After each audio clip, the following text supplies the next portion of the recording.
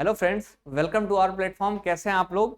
आशा करता हूं कि स्वस्थ होंगे। आज हम लोग देखेंगे 9 सितंबर के करंट अफेयर्स को।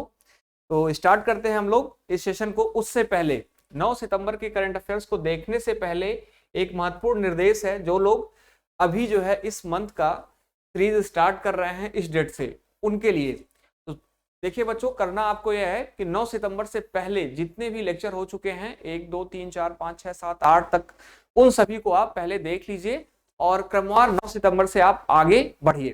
ठीक है, इससे क्या होगा कि आपका जो पीछे का करंट अफेयर्स है वह इजिली कंपाइल हो जाएगा और आगे जो चीजें हो रही हैं वह जो है थोड़ा सा और आपको सटीक समझ में आएंगी।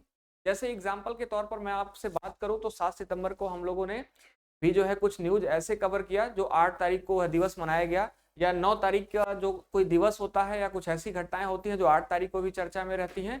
तो ओवरऑल थोड़ा सा आइडिया लग जाता है और अगले दिन उसको इन डेप्थ हम लोग एनालिसिस कर लेते हैं अगर वह आपके एग्जाम के लिए जो है इंपॉर्टेंट होता है। तो आप ध्यान रखिए, सबसे पहले निर्देश यह है और इसको आपको मानना चाहिए, इसको कर लेना चाहिए अगर आप मंथली करंट अफेयर्स कंपाइल कर रहे हैं, ठीक है, या पढ़ रहे हैं। चलिए स्टार्ट करते हैं सबसे फर्स्ट नंबर की हेडलाइन को। सबसे फर्स्ट नंबर की हेडलाइन जो है उसको हम लोग देखते हैं। तो शिक्षा को हमले से बचाने के लिए अंतर्राष्ट्रीय दिवस मनाया गया है। कब मनाया जा रहा है? तो 9 सितंबर को। 9 सितंबर को यह शिक्षा को हमले से बचाने के लिए अंतर्राष्ट्रीय दिवस मनाया जा रहा है। क्या होता है यह दिवस और क्यों मनाया जाता है, इसको देख लेते हैं। तो क्या होता है, आप इससे अनुमान लगा पा रहे होंगे कि हमलों से बचाने के लिए और क्यों मनाया जाता है, इसके पीछे का कारण जो है हम लोग देख लेते हैं। तो इस दिन का जो मुख्य उद्देश्य है वह है संघर्ष से प्रभावित देशों में रहने वाले लाखों बच्चों की दुर्दशा के बारे में जागरूकता बढ़ाना। थोड़ा सा हम लोग समझने का प्रयास करते हैं। देखिए होता क्या है कि कई बार ऐसा होता है कि कुछ देश आपस में जो है संघर्षरत होते हैं, जहां पर युद्ध की स्थिति होती है। जैसे एग्जाम्पल के तौर पर आप रूस और यूक्रेन को देख रहे होंगे। तो ऐसी स्थिति में क्या होता है कि वहां का, जैसे यूक्रेन में देखे होंगे जब युद्ध शुरू हुआ उस समय वहां के कॉलेज, वहां के स्कूल, सारे जो है संस्थान प्रभावित हुए जहां पर बच्चे पढ़ाई करते हैं। ठीक है, तो प्रभावित हुए तो स्वाभाविक सी बात है उनका बहुत सारा जो है टाइम नुकसान हुआ और जो है वह सिलेबस से पीछे चल रहे थे। तो इन सारी चीजों को ध्यान में रखते हुए संयुक्त राष्ट्र महासभा ने सर्वसम्मत से निर्णय लिया कब? 2020 में, कि हम हर वर्ष जो है 9 सितंबर को शिक्षा को हमले से बचाने के लिए एक अंतर्राष्ट्रीय दिवस को सेलिब्रेट करेंगे। इसके माध्यम से हम लोगों को जागरूक कराएंगे, ठीक है, कि शिक्षा पर इसका असर नहीं पड़ना चाहिए। साथ ही साथ आपको अब यह जानकारी हो गई होगी इस दिवस के बारे में। अब आपको थीम जानने की आवश्यकता है। 2023 की थीम क्या रही है इस दिवस की? तो इस वर्ष थीम है परिवार और जनसंख्यांकी परिवर्तन। यह 2023 की थीम है। इस थीम का उद्देश्य जनसंख्या में महत्वपूर्ण बदलाव और परिवारों पर उनके प्रभाव को लेकर जागरूकता बढ़ाना है। तो आप ध्यान रखिएगा, शिक्षा को हमले से बचाने के लिए जो अंतर्राष्ट्रीय दिवस सेलिब्रेट किया जा रहा है आज 9 सितंबर को। अगली हेडलाइन आज जो यहां पर आपको दिख रही है, यह भी आपके एग्जाम के लिए बेहद महत्वपूर्ण है, इसको भी देखेंगे। तो बेंगलुरु में भारत का पहला भूमिगत बिजली ट्रांसफार्मर स्थापित किया गया है। ठीक है, first underground power transformer install किया गया है बेंगलुरु में। ध्यान रखिएगा, बेंगलुरु में यह जो भूमिगत बिजली ट्रांसफार्मर है यह 500 केवीए क्षमता वाला ट्रांसफार्मर है और 15वें एवेन्यू मलेश्वरम में स्थापित किया गया है। तो ये दो फैक्ट आपको ध्यान रखना होगा। ठीक है, यह transformer Bengaluru electricity supply company limited और बृहद बेंगलुरु महानगर पालिका के सहयोग से विकसित किया गया है। ठीक है, इसकी लागत की अगर हम बात करें तो इसकी लागत 1.98 करोड़ रुपए के आसपास अंकन है। कर्नाटक के ऊर्जा मंत्री हैं केजे जॉर्ज। ठीक है, इन्होंने ट्रांसफार्मर का उद्घाटन किया है, केजे जॉर्ज ने। ध्यान रखिएगा। चलते हैं हम लोग दोस्तों अगले हेडलाइन की तरफ। अगली हेडलाइन को देखते हैं। अगली हेडलाइन है 67th लॉन्च के साथ अजय टू योगी आदित्यनाथ ने रचा इतिहास। क्या है 67 लॉन्च के साथ? तो कहने का अर्थ यह है कि 67वें टाइम जो है लॉन्च के साथ अजय टू योगी आदित्यनाथ के ऊपर यह जो पुस्तक लिखी गई है और इन्हीं के नाम से विमोचित की गई है, जिसके लेखक जो है शांतनु गुप्ता जी हैं, उनका जो है 67वां लॉन्च हुआ है। ठीक है, और यह एक प्रकार का ग्राफिक उपन्यास है। ठीक है, अजय टू योगी आदित्यनाथ ने एशिया बुक ऑफ रिकॉर्ड में जो है स्थान हासिल किया है और सबसे अधिक पुस्तक लॉन्च करने का इतिहास रच दिया है। इसके जो प्रसिद्ध लेखक हैं शांतनु गुप्ता, इनके द्वारा लिखित यह उल्लेखनीय उपन्यास उत्तर प्रदेश के मुख्यमंत्री हैं योगी आदित्यनाथ जी, इनके जीवन पर आधारित है। आगे देखेंगे तो इस उपन्यास की जो 67 नंबर की लॉन्चिंग रही है वह हाल ही में बेंगलुरु में हुई है। अगर बात करें इस उपन्यास की, तो अगर आप करंट अफेयर्स थोड़ा सा ध्यान देते होंगे प्रीवियस डेट का, तो 5 जून 2023 को होता है योगी आदित्यनाथ जी का जन्म दिवस। ठीक है, जन्मदिन होता है और इस बार 51 नंबर का इनका जन्मदिन मनाया गया 5 जून 2023 को, और इसी दिन पहली बार उत्तर प्रदेश के 25 जिलों में 51 से अधिक स्थानों पर एक साथ यह लॉन्च किया गया था पुस्तक अजय टू योगी आदित्यनाथ। ठीक है, चलिए फिर से यह चर्चा में थी तो आप ध्यान दीजिएगा। आगे बढ़ते हैं। गोवा के राज्यपाल PS श्रीधरन पिल्लई ने 37वें राष्ट्रीय खेलों के लिए मशाल का शुभारंभ किया। ठीक है, तो गोवा के राज्यपाल कौन है? PS श्रीधरन पिल्लई। इन्होंने 37वें राष्ट्रीय खेल के लिए मशाल का शुभारंभ किया है और यह कार्यक्रम 8 सितंबर को डोनापौला के दरबार हाल राजभवन में आयोजित किया गया था। उस समय मुख्यमंत्री प्रमोद सावंत, केंद्रीय मंत्री श्रीपद नाइक और अन्य गणमान्य व्यक्ति भी वहां पर मौजूद थे, उपस्थित थे जब इस मशाल का जो है शुभारंभ किया गया। 37वें राष्ट्रीय खेल 25 अक्टूबर से शुरू होंगे और गोवा के मुख्यमंत्री प्रमोद सावंत ने आगामी 37वें राष्ट्रीय खेलों के शुभंकर का शुभारंभ किया है और शुभंकर का नाम मोगा है। ठीक है, साथ ही साथ आप देखेंगे तो गोवा का राज्य पशु भी यह है, ध्यान रखिएगा। यह जो है मस्कट है इस बार 37वें राष्ट्रीय खेल, जो कि 25 अक्टूबर से शुरू होगा। यह इसका आप देखेंगे तो यह दूसरा जो है इसका दूसरा चरण है। ठीक है, यह भी ध्यान रखने की आवश्यकता है आप लोगों को। तिमोर लेस्ते में दूतावास खोलेगा भारत। ठीक है, अभी हाल ही में आपने देखा 7 सितंबर को हमारे प्रधानमंत्री महोदय दक्षिण पूर्व एशिया के राष्ट्रों का जो संगठन है आसियान, इसमें इन्होंने भाग लिया और उसी के दौरान जो है इन्होंने यह निर्णय लिया कि तिमोर लेस्ते में दूतावास खोला जाएगा भारत का। ठीक है, तो यहां पर आप देख रहे होंगे इमेज में ये पूरा जो है स्थिति, यह जो है तिमोर की है, ईस्ट तिमोर है यह, और ये पूरा जो है तिमोर है। और इसकी राजधानी अगर की बात की जाए तो दिल्ली इसकी राजधानी है।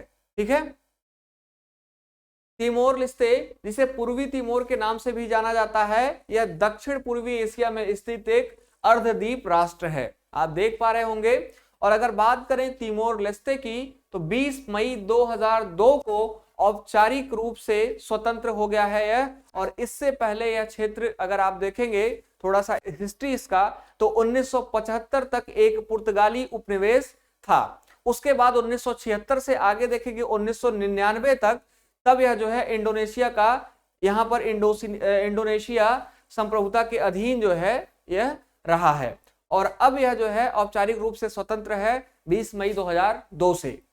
तो आप ध्यान रखिएगा, तिमोर लेस्ते न्यूज में रहा है, यह आपसे प्रश्न पूछा जा सकता है। इसकी अवस्थिति भी मैंने आपको बता दिया है, ध्यान रखने की आवश्यकता है आप लोगों को। आज की बात है, मोरक्को में एक जो है बहुत दुखद घटना जो है हुई है, प्राकृतिक घटना है यह, भूकंप की। तो मोरक्को में भूकंप आया है और उस भूकंप के नाते वहां पर काफी जान माल की क्षति हुई है और बहुत जो है समस्या की स्थिति अभी है, कई झटके वहां पर देखे गए। फाइनली यह जो है वहां पर निष्कर्ष है कि लगभग रिएक्टर पैमाने पर 6.8 का जो है वहां पर भूकंप आया है। और अभी तक लास्टली जब यह मैं लेक्चर रिकॉर्ड कर रहा हूं 5 से 6 बजे के बीच में, तब जो है लगभग 850 लोगों की संख्या है मरने वाली इस भूकंप के कारण। और अगर बात करें भूकंप के केंद्र की, तो माराकेश शहर है, इससे करीब 71 किलोमीटर दक्षिण पश्चिम में ऊंचे एटलस पहाड़ों के जमीन से 18.5 किलोमीटर जो है नीचे इसका केंद्र देखा गया है। ठीक है, अनुमान लगाया गया है। तो आप ध्यान रखिएगा, मैप में देखेंगे वर्ल्ड का मैप है, यह आपका अफ्रीका कॉन्टिनेंट है और यहां पर आपको शो हो रहा होगा मोरक्को की बात करें तो अल्जीरिया और वेस्ट सहारा, ठीक है, इससे सीमा साझा करते हैं। साथ ही साथ नॉर्थ अटलांटिक ओशियन और भूमध्य सागर, ठीक है, इससे जुड़ा हुआ है। तो आप ध्यान रखिएगा मोरक्को के बारे में। और यहां पर अभी भूकंप आया है आज, इसलिए जो है न्यूज में काफी रहा है। ठीक है, तो ध्यान रखने की आवश्यकता है। आगे बढ़ते हैं अगले हेडलाइन की तरफ। अगली हेडलाइन है, झारखंड कैबिनेट ने ट्रांसजेंडर समुदाय के लोगों के लिए पेंशन और ओबीसी दर्जे की मंजूरी दे दी है। अगर बात करें तो सामाजिक समावेश को बढ़ावा देने और मुख्यतः आवश्यक समर्थन प्रदान करने के उद्देश्य से एक महत्वपूर्ण कदम में झारखंड सरकार ने अपने सार्वभौमिक पेंशन योजना में ट्रांसजेंडर समुदाय को शामिल करके एक प्रगतिशील कदम उठाया है। साथ ही साथ इस निर्णय की घोषणा मुख्यमंत्री हेमंत सोरेन की अध्यक्षता में हुई है। तो आप ध्यान रखिएगा, अगर बात करें झारखंड में ट्रांसजेंडर की आबादी की, तो जनगणना 2021 के अनुसार आप देखेंगे, या फिर जो है एक रिपोर्ट आती है महिला बाल विकास और सामाजिक सुरक्षा विभाग द्वारा, तो इसके अनुसार 2011 में लगभग 11,900 यहां पर ट्रांसजेंडर होने का अनुमान था, जो कि वर्तमान आंकड़े यह बताते हैं कि लगभग यहां पर ट्रांसजेंडर की जो आबादी है वह 14,000 व्यक्तियों तक बढ़ गई है। तो ध्यान रखिएगा, झारखंड कैबिनेट ने जो इस समुदाय को पेंशन और ओबीसी दर्जे को के लिए जो है मंजूरी प्रदान किया है, यह बेहद महत्वपूर्ण है, आप ध्यान रखिएगा। आगे बढ़ते हैं, भारत फ्रांस द्विपक्षीय नौसेना अभ्यास वरुण का 21वां संस्करण। ठीक है, तो भारतीय और फ्रांस की नौसेना के द्विपक्षीय अभ्यास के 21वें संस्करण का दूसरा चरण वरुण 23 अरब सागर में आयोजित किया गया और अभ्यास में दोनों पक्षों के गाइडेड मिसाइल, फ्रिगेट, टैंकर, समुद्री गश्ती विमान और संयुक्त हेलीकॉप्टर ने भाग लिया है। 3 दिवसीय अभ्यास में संयुक्त संचालक पुनर्गठन और विभिन्न सामरिक युद्धाभ्यास शामिल थे। दोनों नौसेनाओं की इकाइयों ने अपनी युद्ध क्षमताओं में सुधार करने, आपसी अंतर संचालनता बढ़ाने और क्षेत्र में शांति, सुरक्षा और स्थिरता को बढ़ावा देने के लिए अपनी क्षमता प्रदर्शित करने की मांग की है।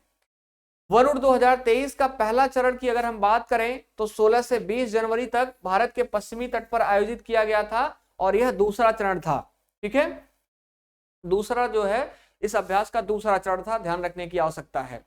इससे भारत जो है फ्रांस का जो द्विपक्षीय नौसेना अभ्यास वरुण है, इसके माध्यम से दोनों देशों के बीच जो है काफी एक बहुत अच्छा संबंध देखने को मिल रहा है और इससे जो है दोनों देश काफी मजबूत भी होंगे। आगे बढ़ते हैं, महिला फैशन ब्रांड डब्लू ने अनुष्का शर्मा को अपना ब्रांड एम्बेसडर नियुक्त कर दिया है। आपने देखा होगा या नहीं देखे होंगे तो आप देखिएगा कि डब्लू जो है, खासकर महिलाएं, डब्लू एक ब्रांड है, ठीक है, जो वुमेन्स के लिए अपना जो है बहुत सारा चीज बनाता है और उसकी ब्रांड एम्बेसडर जो अब बन गई हैं वह अभिनेत्री अनुष्का शर्मा बन गई हैं। ठीक है, इसके साथ साथ एक चीज और ध्यान रखना होगा अनुष्का शर्मा के बारे में, प्यूमा इंडिया की भी ब्रांड एम्बेसडर अनुष्का शर्मा है। ठीक है, तो 2 चीज ध्यान रखना होगा अनुष्का शर्मा के बारे में। आगे बढ़ते हैं अगले न्यूज पर, और बहुत ही इंपॉर्टेंट न्यूज, अभी 1 घंटे पहले की न्यूज है यह, इसको थोड़ा सा देखेंगे। अफ्रीकी संघ भारत की अध्यक्षता में बना G20 का अस्थायी सदस्य।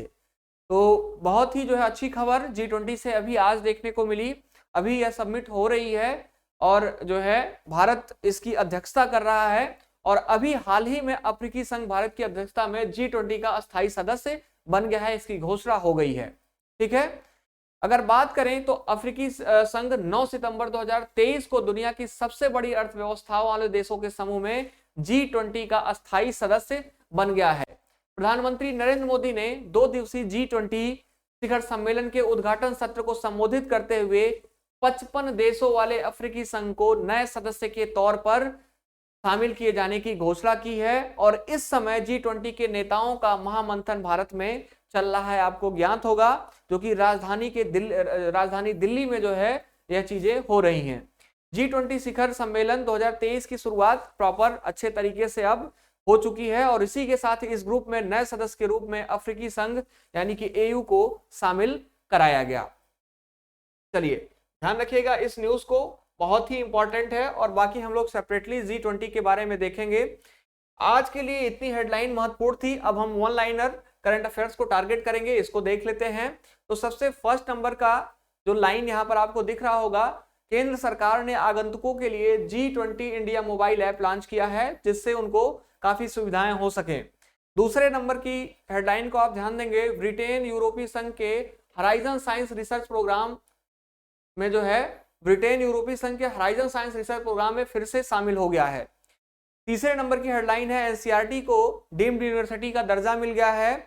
और चौथे नंबर का पॉइंट आपका बेहद महत्वपूर्ण, स्ट्रीट चाइल्ड क्रिकेट विश्व कप 22 सितंबर से चेन्नई में आयोजित किया जाएगा। अगला और लास्ट हेडिंग आपके लिए जो बेहद महत्वपूर्ण है, कनाडा की डेनियल मैकगेही पहली ट्रांसजेंडर क्रिकेटर बनी है। ठीक है, तो आप ध्यान रखिएगा यह सारे इंपॉर्टेंट फैक्ट्स को जो वन लाइनर में कंपाइल है और साथ ही साथ आज आपने जितने भी जो है हेडलाइन देखे वह भी आपके लिए बेहद महत्वपूर्ण है। तो आज के करंट अफेयर्स में इतना आपके लिए सफिशियंट है, इतना बेहद महत्वपूर्ण है, इसको आपको ध्यान रखने की आवश्यकता है। एक लास्ट इंफॉर्मेशन आपके लिए और है, अगर आपको इस क्लास का नोट्स या जो पीपीटी लगी हुई है, पीडीएफ लगा हुआ है, यह आपको प्राप्त करना है रिवीजन के लिए, तो यहाँ पर एक नंबर दिया गया है 8130502762, इस पर मैसेज के माध्यम से आप जो है प्राप्त कर सकते हैं इस स्लाइड्स को या इस जो है पीडीएफ को, आपकी रिवीजन के लिए काफी जो है बेहद यह महत्वपूर्ण होगा। तो आज के लिए इतना ही दोस्तों, मिलते हैं हम लोग कल की क्लास में 11